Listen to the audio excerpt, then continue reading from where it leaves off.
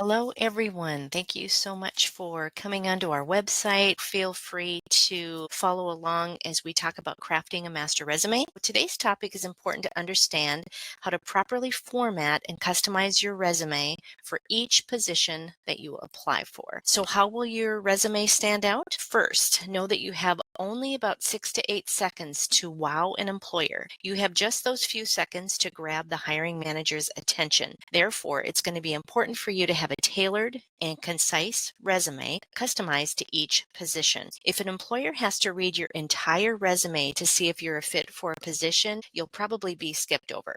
In those 6 to 8 seconds, hiring managers review and scan resumes and know if they want to move forward with that person or not. Let's look at some beginning resume writing tips that can help you maximize your job search. First, some beginning tips. Always follow the application instructions. If it says not to send a cover letter, don't. Otherwise, always send one as it increases your percentage of matching keywords and phrases. Customize your resume to every job opportunity. The page should be one page for every 10 years of experience. So it's important to be concise and type your resume in a Word or Google Doc rather than a template with colors and pictures. A template has hidden formatting sometimes that can throw things off once it's uploaded, and so we don't want anything to sabotage your efforts. Font size. Font size should be 11 or 12, no smaller than 10 for the body of the resume, and then 14 to 16 font for your name. The type of font you should use is a sans serif font, Arial, Calibri, Aptos, something of that nature. Work history or experiences should be in reverse chronological order. Also, not using personal pronouns in the summary or statement areas as well as the bullets. Don't use periods for the bullet points. Use the same font type, verb usage to match past positions versus current positions, and quantify whenever possible. Prove your skills with numbers. For example, the number of years worked, number of people supervised, percentage of increased sales or growth. Now that we've covered basic formatting principles for your resume, let's discuss the differences between a professional resume and a basic resume. Think of a basic resume as a master resume, which is an outline of your education and work history. This is a living document that you can keep adding to. This is one that you would keep in your file manager as something that has all of the work experiences that you've done. A professional tailored resume is one that reflects skills and accomplishments based on the job that you're applying for, connecting the dots for all of your experiences with the job description in front of you. For example, when screening resumes and one of the top qualifications is sales experience and the job description clearly lays that out as a requirement, I tell applicants to make certain to take the time to show that you have that skill. Otherwise, your application will be closed out and you won't move forward in the hiring process. Also, you may take out some of the experiences for the professional resume if they're not relevant. Remember, always connect the dots for the hiring manager. If you've been working in the workforce for a while, hiring managers don't need to know all the jobs that you've had in retail or restaurant work while in college. However, if you're just starting out, list all of your work experience and showcase your leadership, your planning, any kind of detail orientation and time management skills. This leads to the importance of customization. So if I'm hiring for a specific position and applicants include at the top of their resume that they're looking for a paralegal position or a nursing position, basically everything except that the position that I'm hiring for, what would I do? I would close them out immediately. It tells me they did not read the job description and they just submitted a generic resume. So use the job description, highlight the talents and skills that are true of you, and use those same words and phrases in your resume. Copy and paste those same phrases, if they're true of you, onto your resume, onto your bullet points in the professional summary. Quantify your information and provide concise and detailed descriptors for what you did at that job. Some of the do's: using those keywords, key phrases, quantifying your information, and some of the don'ts is not to send one resume to every job opportunity. And please do not highlight skills that you cannot prove, because once you're in an interview, you will be asked some of those things. And if you don't have them, it's not a good look during the interview.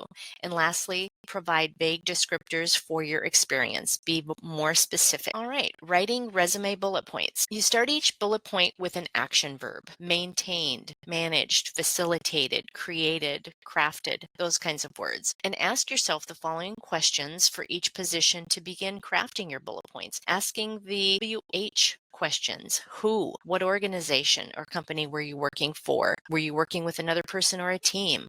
What specific task? What awards were you giving? What skills did you do while completing that task? When? How often did you perform this task? And how many times did you make an achievement? And then where? What venue or location? Was it internal or offsite? Why? Why were you performing this task and what goal were you hoping to achieve? And lastly, how did you perform this task? How many or how much? Really good, concise bullet points with a lot of information. You'll see a before and after here. One is a social media marketing intern on the left showing 3 bullet points: designing social media campaigns, tracking social media engagement, and utilizing major social media platforms. When you give more information to the hiring manager, it looks like what is on the right: designing captivating social media campaigns with Canva, increasing Sophia Hill's online engagement by 20% via SEO and publish content based on followers' interest, and publishing company blogs and advertisements for events on Facebook, Instagram, Twitter, and LinkedIn.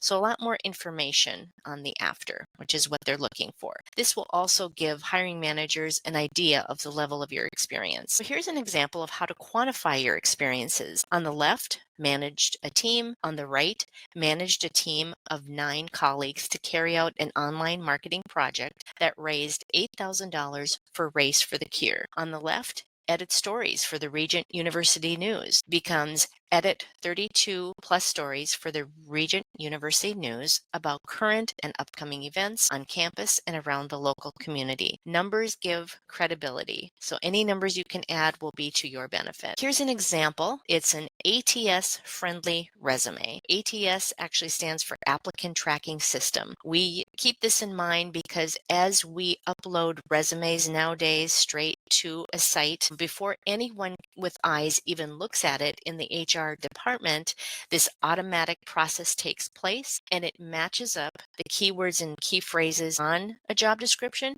to what you upload as far as your resume and cover letter. We want to have a high percentage of matching words and phrases on our resume. If you look at the summary statement for a desired position, we want to have 3, 4, 5 lines of really telling the hiring manager the story right away to make them want to keep reading the rest of your resume. What your professional summary should include is a past, present, and future component. You can start off with the present, who you actually are, in this case, a communication studies major, or it could be a Master of Divinity graduate. The next portion should be with your expertise, your experience, or knowledge. You want to put some of those things in. Then you would talk about some of your accomplishment. You can say worked for over 2 years in a certain industry or a certain company. You can say proven track record in such and such an area. Then you would put something looking into the future. This one says experienced in project selection, planning, coding, and execution. That phrase right there may have come straight from the job description. You're going to want to include phrases and words from your job description into this professional summary. Moving on to education, we put all of our degrees that are conferred in this area. In this case, Bachelor of Arts in Communication Studies. You'll see that some of these areas are bolded. First of all, your name is bolded. All the headings are bolded and uppercase. That gives a good distinction between what is underneath, so you don't need any other lines. Then all of your degree titles are bolded. You'll see some of the bullet points are bolded. And then later, as we move on in the resume, you'll see that the position titles are also bolded. Those are going to help the hiring manager to quickly scan and see some of those top areas. And if you think about the 6 to 8 second rule, that's going to be helpful for them to know that. Back up to education, we would tell our specific degree. We would fully list our degree as Bachelor of Arts in Communication Studies rather than BA. Then the dates are right justified. And if you're going to be graduating at some point in the future, you would put anticipated and then whatever date it is. Right under that, you would have the institution and the city, state. And then look at the bullet points. You can use some of these, all of these, or none of these. This is up to you. If your specific degree has A concentration or specialization, go ahead and put that in there. A GPA, that's always helpful to put in there as well. If it's a 3.5 or higher, go ahead and put that in there. Any honors, any dean's list things that you've received, go ahead and put that. And then relevant courses would be the last one. These would be actual course titles from your degree plan that may be the same as what is on the job description. We want to get as many matching qualities as possible. Definitely put in the relevant courses for the job that you're applying for. That's further tailoring and customizing for that position. Then we move on to relevant course projects. These are actual projects in a course that you've had, and it's not individual work that you've done. It's not any kind of papers or projects that you've done on your own. Rather, it is a team type of occurrence within a course. So it can highlight being a team member or a team leader, being a project member or a project leader, something where you can showcase some of your academic experience to make it qualify somewhat for marketplace experience. That way you can use some of these phrases and keywords in this area from what perhaps is in the job description. In this case, Madison has put some information for two courses. One is a sales and marketing course, one is a public relations campaign. In those courses, she was a team member and a student program developer, and then has some bullet points that back up what she did. Designing and implementing a marketing strategy, creating a presentation based on effectiveness of visual displays, managing a team of 9 colleagues. All really good skills and abilities that give the hiring manager an idea on the level of your experience. Same with student program developer. Created 13 hypothetical integrated and multi-tiered new store openings. All of those are really good items. Giving those detailed descriptions, including numbers, specific skills, and industry language, will help on your resume. Next, we'll go to additional experience. Remember, those of you who have 10 years or less of experience may have this category for additional experience. This is also something that could be on your master resume, all of the jobs that you've had. This is a sales associate position at Macy's with a number of bullet points of what this particular person did. Collaboration, applied time management skills, optimized checkout procedure. All good qualities that were highlighted in that area. We have community service. If it relates to what you're applying for, go ahead and put it in there. If it doesn't relate, then you can leave it off. In this case, this person is just starting out and wanting to say, hey, the community service that I did was with this soup kitchen at an international church here in Chesapeake. She highlighted a number of the different things that she did. Served 55 community members, recruited and collaborated 12 food service businesses, all showcasing some of her skill set. And then skills would be at the bottom, proficient in Microsoft Office and some of these other platforms. It's important to always adequately assess that you are knowledgeable in a certain area. And then if you are proficient, you can also say that. There is a difference there. If you just know Microsoft Office and Word, but don't know PowerPoint or don't know Excel, then you might want to say knowledgeable in Microsoft Office or just put Microsoft Office. And then we've got strong interpersonal, analytical, public speaking, communication, and creative skills.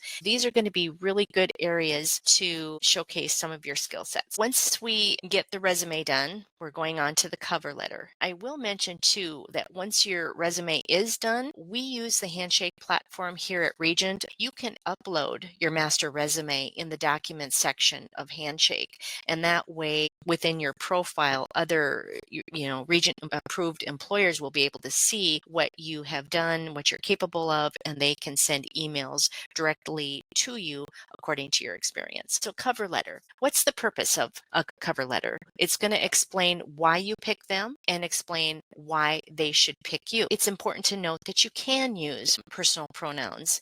It's going to showcase a little bit who you are personally and yet really just give an idea of the alignment alignment with you and the company or institution. Here's an example. We would use the same type of heading that we use for the resume, the same font size. We would put our name at the top, one contact line only. This consists of your city, state, your email and phone that you want to be contacted at, and a LinkedIn address. Always with a LinkedIn address, it should be something that's updated before you put it on a resume or cover letter.